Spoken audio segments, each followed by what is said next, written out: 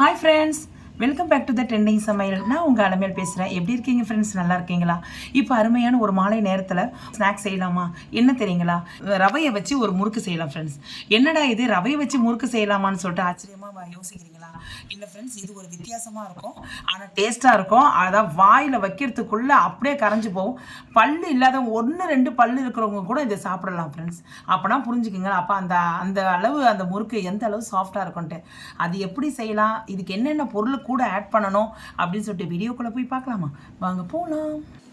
Okay friends, நம்ம இப்போ வந்து முறுக்கு செய்யறதுக்காக ஒரு கப்பு வந்து இதை பாருங்க, இது ஒரு 250 கிராம்ஸ்.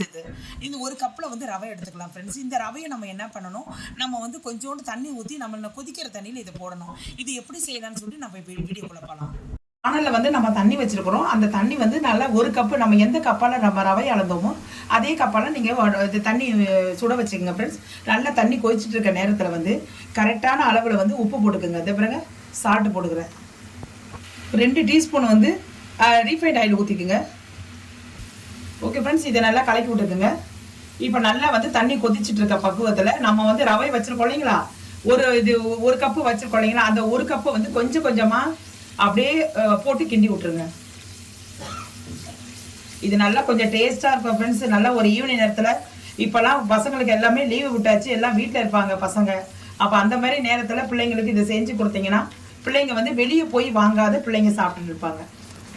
அதுதான் சொல்கிறேன் ஃப்ரெண்ட்ஸ். நல்லா கொஞ்சம் நல்லா கலக்கி விட்டுக்குங்க. நல்லா கொஞ்சம் அது இந்த தண்ணியிலே நல்லா வேகட்டும். கொஞ்சம் இந்த தண்ணி வந்து கரெக்டாக வந்து ரவைக்கும் இதுக்கும் நல்லா மிக்சிங் ஆகிட்டு கரெக்டாக நல்லா வெந்திருக்குது. இந்த பக்குவம் போதும். இந்த பாருங்க நல்லா வெந்திருக்குது பாருங்க. நம்ம இந்த கரண்டியால் நம்ம இப்படி மேஷ் பண்ணும் போது கரெக்டாக நல்லா மாவு மாதிரி ஆயிடுச்சு பாருங்க. இது கரெக்டான பக்குவம். இப்போ பரவாயில்ல, இப்போ நம்ம இறக்கிடலாம். ஸ்டவ் ஆஃப் பண்ணிடலாம். இப்போது வந்து இது கொஞ்சோண்டு வந்து நம்ம வந்து ஒரு பேஷனில் போட்டுக்கலாம் ஃப்ரெண்ட்ஸ். சின்ன பேஷனில் போட்டுக்கலாம். ஏன்னா நம்ம சுட சுட எடுத்துருந்துருக்கோம். ஃபேன் காற்றுல ஆறட்டும் ஃப்ரெண்ட்ஸ். நல்லா வந்து ரவை வந்து நல்லா ஆறிடுச்சு. நல்லா நம்ம பிடிக்கிற பக்குவத்தை ஆயிடுச்சு. இப்போ இதில் என்ன சேர்க்கணும்னு சொல்லிட்டு உங்களுக்கு நான் சொல்கிறேன். கொஞ்சோண்டு ஓமம் எடுத்துங்க ஃப்ரெண்ட்ஸ். அந்த ஓமத்தை வந்து நம்ம வந்து இந்த கையால் வந்து இதை இப்படி கசக்கி விடுங்க. அப்படியே கசக்கி விட்டோன்னா கொஞ்சம் நல்ல வாசனையாக இருக்கும். இந்த பாருங்க, இப்படி போட்டு நல்லா கசக்கிடுங்க. கையாலே கசக்கிடுங்க. போட்டு அப்படியே அதில் போட்டுருங்க. நம்ம எந்த கப்பால் வந்து ரவை அளந்தோமோ அதே கப்பால் வந்து நம்ம பச்சரிசி மாவு கொஞ்சம் போட்டுக்கோங்க. எல்லாத்தையும் போட்டு நல்லா மிக்ஸ் பண்ணிடுங்க. இதில் உப்பு போட வேணாம் ஃப்ரெண்ட்ஸ். ஆல்ரெடி வந்து நம்ம ரவையில் வந்து நம்ம தண்ணியில் வச்சு நம்ம கொதிக்க வைக்கும் போது நம்ம உப்பு போட்டுட்டோம். அதனால் வந்து இதை போட்டு எல்லாத்தையும் நல்லா மிக்ஸ் பண்ணிவிடுங்க. அந்த பச்சரிசி ரவை எல்லாமே மிக்ஸ் பண்ணிவிடுங்க. இப்போ நல்லா கொஞ்சம் வெதுன்னு தண்ணியை நல்லா கொஞ்சம் காய வச்சு கொஞ்சம் கொஞ்சமாக ஊற்றி கொஞ்சம் பிசைஞ்சிக்கிங்க ஃப்ரெண்ட்ஸ். கொஞ்சம் வெதுன்னு தண்ணி இருக்கும். கொஞ்சம் கொஞ்சமாக நம்ம ஊற்றி கொஞ்சம் நல்லா பிசைஞ்சிக்கிங்க. பச்சை தண்ணி ஊற்றிடாதீங்க. கொஞ்சம் நல்லா வந்து வெதுன்னு நல்லா கொஞ்சம் சாஃப்டாக பிசைஞ்சிக்கிங்க. அப்போ தான் வந்து நம்ம முறுக்கச்சியில் நம்ம விடும்போது சரசரசன்னு வந்துட்டுருக்கோம். மாவு நல்லா பிசைஞ்சிட்டோம் ஃப்ரெண்ட்ஸ். கொஞ்சம் நம்ம மேலே வந்து ஒரு எண்ணெயை ஊற்றி நல்லா அதை மேலே ஃபுல்லாக அப்ளை பண்ணிவிடுங்க. ஆயிலை கொஞ்சம் நல்லா அப்ளை பண்ணிவிடுங்க.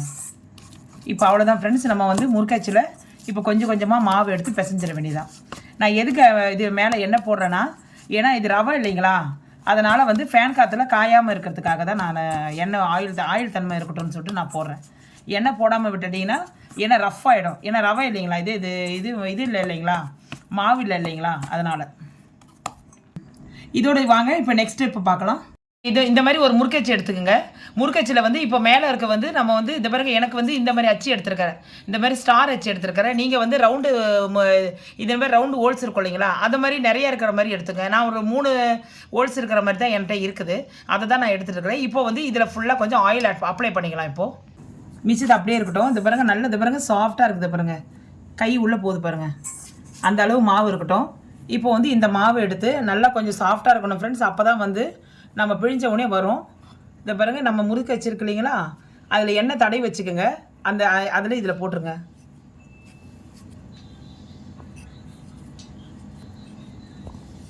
இப்போ நம்ம ஃபிட் பண்ணிடலாம். இந்த பாருங்க,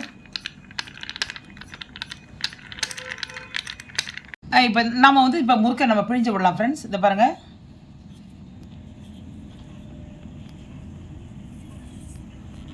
உங்களுக்கு எவ்வளோ வேணுமோ அந்த அளவு பிழிஞ்சு விட்டுக்குங்க.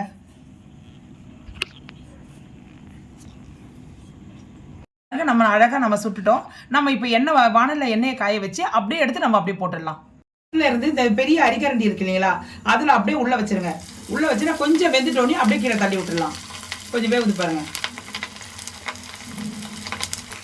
எண்ணெய் ஃப்ரெண்ட்ஸ் கொஞ்சம் பார்த்துக்குங்க. கொஞ்சம் நல்லா இதாகட்டும். பொரிக்கிட்ட பிறகு நம்ம கீழே தள்ளி விட்டுடலாம். அப்படியே தள்ளி விட்டுடலாம். நம்ம எடுத்துடலாம். எவ்வளோ கிறிஸ்பியாக இருக்குது பாருங்கள். பார்க்கும் போதே பாருங்கள் நல்லா கிறிஸ்பியாக இருக்கிற மாதிரி உங்களுக்கே தெரியுது. இப்போ பாருங்கள் நாங்கள் இப்போ எடுத்துடலாம் ஃப்ரெண்ட்ஸ். இதே மாதிரி நம்ம எல்லாத்தையும் நம்ம ஒன்று ஒன்றா போட்டுட்டு உங்களுக்கு நான் காட்டுறேன். ஃப்ரெண்ட்ஸ் செம்ம சூப்பராக நல்லா வந்து முறுன்னு நல்லா கருன்னு நல்லா முறுக்கு நம்ம செஞ்சு வச்சுட்டோம் ஃப்ரெண்ட்ஸ். இதை நீங்களும் செஞ்சு பாருங்கள். செஞ்சு பார்த்துட்டு எப்படி வந்ததுன்னு சொல்லிட்டு கமெண்ட் செக்ஷனில் எனக்கு சொல்லுங்கள். ஏன்னா வந்து இப்போ நம்ம வந்து பிள்ளைங்கள்லாம் வீட்டில் இருக்க ஒரு பிள்ளைங்களுக்கு இதை செஞ்சு கொடுத்தோன்னா உங்களுக்கு ஒரு யூஸ்ஃபுல்லாக இருக்கும் தான் நினைக்கிறேன் நான். ஓகேங்களா?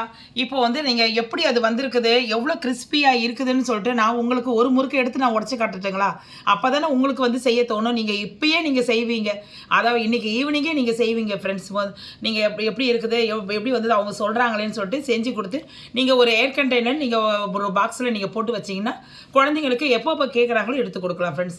இது வந்து ஒரு நல்ல ஒரு ஸ்நாக்ஸ் ஐட்டம்ஸ் இது. ஏன்னா வந்து நம்ம வந்து ரவையில் வச்சு செஞ்சுருக்கிறது. ஏன்னா எல்லாம் உளுத்த பருப்பில் பச்சை இது உடச்சக்கடலை எல்லாம் போட்டு செய்வாங்க. ஆனால் நம்ம எதுவுமே இல்லாத வெறும் பச்சரிசி மாவும் ரவையும் வச்சு நான் செஞ்சுருக்கோம். ரவையை வச்சு நான் இந்த அளவு கிறிஸ்பியாக இருக்கிறது இதுதான் ஃபஸ்ட் டைமாக இருக்கும். நீங்களும் செஞ்சுருப்பீங்க. செய்ய தெரியாதவங்களுக்கு இதை நீங்கள் பார்த்து நீங்கள் யூஸ் பண்ணிக்கோங்க ஃப்ரெண்ட்ஸ். இப்போ நாங்கள் உங்கள் முன்னாடி வந்து ஒரு முறுக்கை எடுத்து அது எவ்வளோ கிறிஸ்பியாக இருக்குன்னு நான் உடச்சி காட்டுறேன். இதை பாருங்கள் ஃப்ரெண்ட்ஸ். இதை பாருங்கள் பாருங்கள். அப்படியே கையை வைக்கவே இல்லை நான் அதுக்குள்ளே பாருங்கள். சவுண்டு பாருங்கள் ஃப்ரெண்ட்ஸ். இதை பாருங்கள் ஃப்ரெண்ட்ஸ். எவ்வளோ இதாக இருக்குது பாருங்கள் ஃப்ரெண்ட்ஸ். எவ்வளோ இதாக இருக்குது. இதை நீங்களும் செஞ்சு பாருங்கள். கொஞ்சம் நேரத்தில் ஒரு 2 செகண்ட் வந்து அப்படியே தூளாயிடுச்சு பாருங்கள். இது இன்னொன்று கூட நான் உடச்சி காட்டுறேன் பாருங்கள் ஃப்ரெண்ட்ஸ். சவுண்டை மடக்கிடுங்க பாருங்கள் ஃப்ரெண்ட்ஸ். பாருங்கள் சவுண்டு பார்த்தீங்களா? எவ்வளோ கிறிஸ்பி ஆகிடுச்சு பார்த்தீங்களா? கொஞ்சம் நேரத்துக்குள்ளே பாருங்கள் அப்படியே இது மாவு மாதிரி ஆயிடுச்சு பாருங்கள். அவ்வளோதான் ஃப்ரெண்ட்ஸ். அவ்வளோ கிறிஸ்பியாக இருக்குது. இது ரவையில் செஞ்சதுன்னு சொல்லிட்டு யாருமே சொல்ல மாட்டாங்க. அந்த அளவு நல்லா அவ்வளோ கிறிஸ்பியாக இருக்கும். இந்த வீடியோ பிடிச்சிருக்கா பாருங்கள். இந்த வீடியோ பிடிச்சிருந்தா லைக் பண்ணுங்கள், ஷேர் பண்ணுங்கள், சப்ஸ்கிரைப் பண்ணுங்கள். மறக்காமல் ட்ரெண்டிங் சமையலுக்கு பெல் ஐகானை கிளிக் பண்ண மறந்துடாதீங்க. உங்கள் ஃபீட்பேக் எதுவாக இருந்தாலும் வந்து என்னுடைய வந்து கமெண்ட் செக்ஷனில் தெரிவிங்க ஃப்ரெண்ட்ஸ்.